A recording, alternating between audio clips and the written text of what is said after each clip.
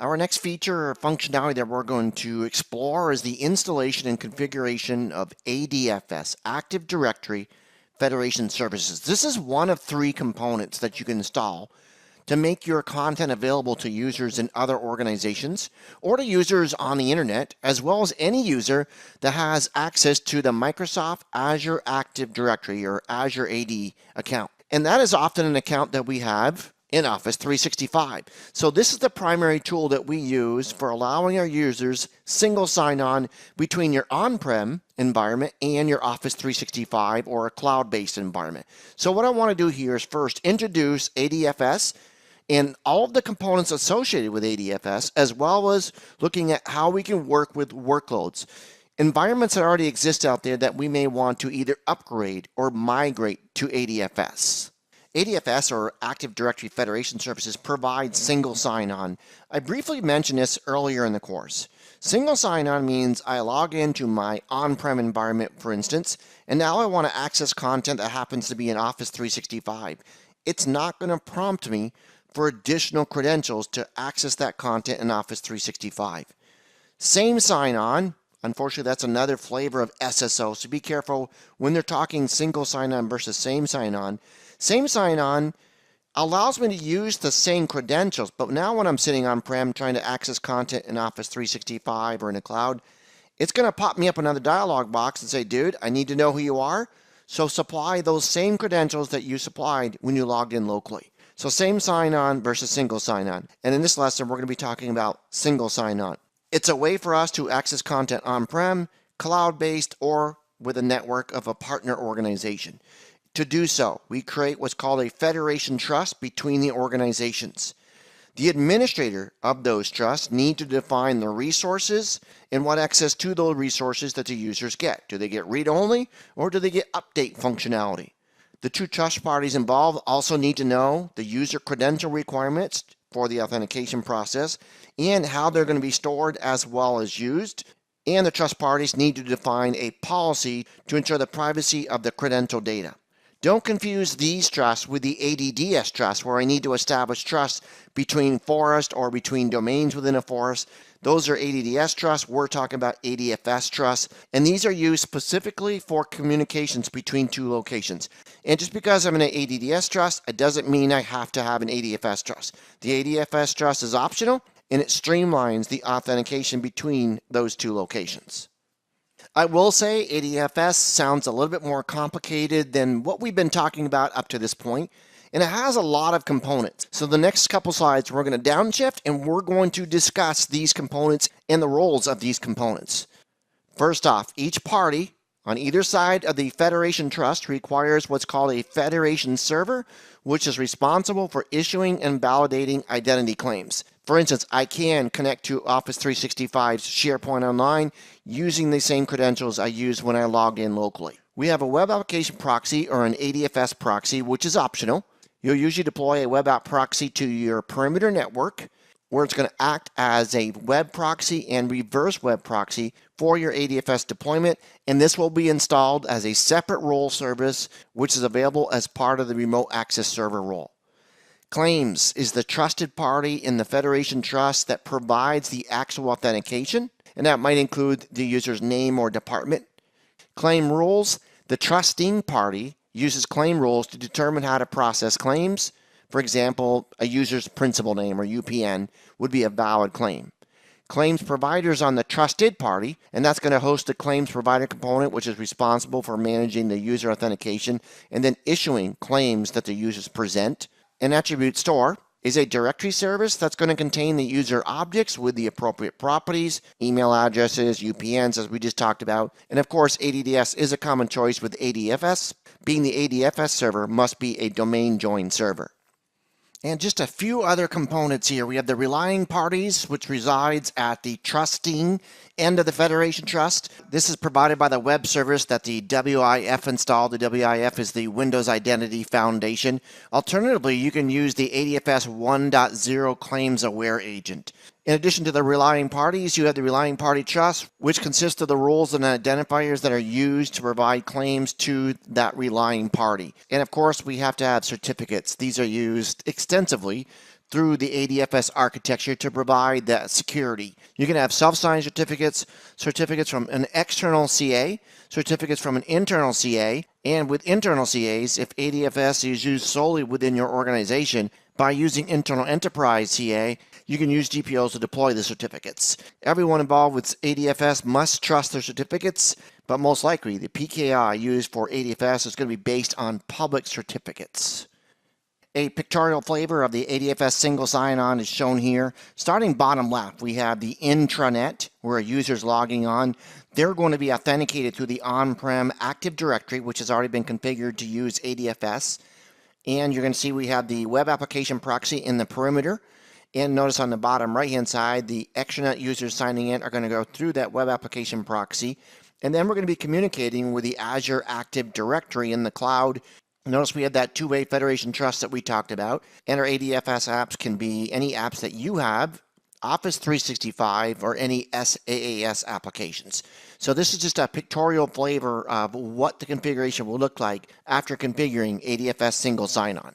And strangely enough, we have some requirements for ADFS, and as you can see here, all the federation servers must be domain joined. I briefly mentioned that just a few moments ago. Your attribute store is going to contain all the attributes for any security principal that's going to be used as part of ADFS. Your clients are going to need to be able to locate your federation servers, so you're going to be configuring DNS to do so. And of course, you're going to need a connection to the network because your clients have to establish that connection in order to connect to the federation server or the federation proxy if you've configured the proxy server in the perimeter network. And its communication takes place on HTTP over SSL or HTTPS as you know it. But you'll begin by installing the ADFS server role using either Server Manager or PowerShell.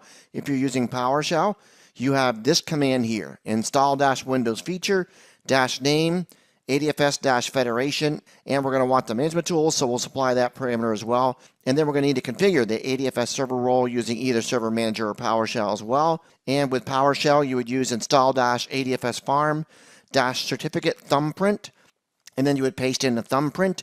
You would need the -federation service name, and in our example, it's adfs.pearson.com, and then a -group service account identifier parameter. And you would supply the domain name and ADFS-SA. So these are the commands you would use to both install and configure ADFS using PowerShell. And ADFS workload considerations. There are improved features of ADFS in Windows Server 2016. There's support for LDAP v3 compliant directories, support for Azure MFA, multi-factor authentication, and also introduces application policies and the delegation of service management, and we have device-specific registration improvements. Your FBL, or farm behavior level, that determines the feature set that's going to be available in your ADFS farm. If you've added Windows 2016 to an existing ADFS farm that was running previous versions like Server 2012 R2, it will by default continue to use the Windows Server 2012 R2 feature set. Well, we may want to upgrade or migrate that workload, and these are the steps for doing so. You'll deploy ADFS on Windows Server 2016, and you'll choose the option to add a federation server to a federation server farm. You'll then set the Windows Server 2016 ADFS server as the primary server using a PowerShell command here called set-ADFS sync properties. And then on any of the previous Windows Server computers in your ADFS farm, you can then execute the same PowerShell command, but you'll specify the FQDN of that primary computer you created in the previous step. On Windows Server 2016, you're going to open an elevated command prompt and you're going to run AD-prep/forest prep from the product DVD support AD-prep folder. And after prepping our forest, we're going to prep our domain by running AD-prep again, but this time /domain prep from the same folder. And then in PowerShell, we're going to run the invoke-ADFS farm behavior level raise to raise that farm behavior level. Let's step out to our DC number 1 and look at how we install ADFS from inside of Server Manager. And we're going to go to our add roles and features. Role-based or feature-based installation is what we're going to perform. We're going to go ahead and click Next. We have our default domain controller already selected. We'll click Next again. We're going to choose the Active Directory Federation Services option. We'll go ahead and click Next. Nothing in the features we're going to be concerned about right now, so we'll go ahead again and click Next. It's going to give us a heads up about the single sign-on option available with ADFS. Some things to note: the computer is going to be part of a domain. That's that domain join that we've been talking about. And then the web application proxy role service is in the remote access server role function, and that it cannot be installed on the same computer as the Federation service. So just a little heads up on that. We'll go ahead and click next. If it needs to restart, is it okay to go ahead and restart? We'll go ahead and click yes. And then I'm going to click install. I'm going to pause so you don't have to sit here and watch the progress bar. And then we'll come back when this installation completes. And you'll see it completed successfully. And as always, it provides us a nice link to configure the service that we've installed. So we're going to click on the configure the Federation service on the server option. And it's listing a couple of requirements for ADFS configuration, an Active Directory domain administrator account, along with a publicly trusted certificate with SSL server authentication. And then down here, we're going to create the first Federation server in a Federation server farm. If we want to add an additional one, we would click the second radio button to add a Federation server to a Federation server farm. We'll go ahead and click next. And here's going to prompt me for domain admin permission. So I'm going to type in administrator and then the password. Click OK. We'll click next. It's looking for the SSL certificate. We have the one, so we're going to grab that baby. Here's the Federation service name. Here will be the Federation service display name. So we'll just call this AZMTP ADFS. And then we'll again click next. And it gives me steps up here for working with a group managed service account. So I'm going to go ahead and click select here. And I'm just going to grab the administrator. We'll check name, we're doing okay. And then we need the password, of course. Then we'll click next here. And now it's asking me about database. We can create a database on this server using the Windows internal database. Or if we have a SQL Server database, we could specify the location of that SQL Server database. So I'm going to go ahead and use the Win database. Here's my summary information. I'm going to go ahead and click next again. And notice all the prerequisites are good. So I'm going to go ahead and click configure and pause while the configuration takes place.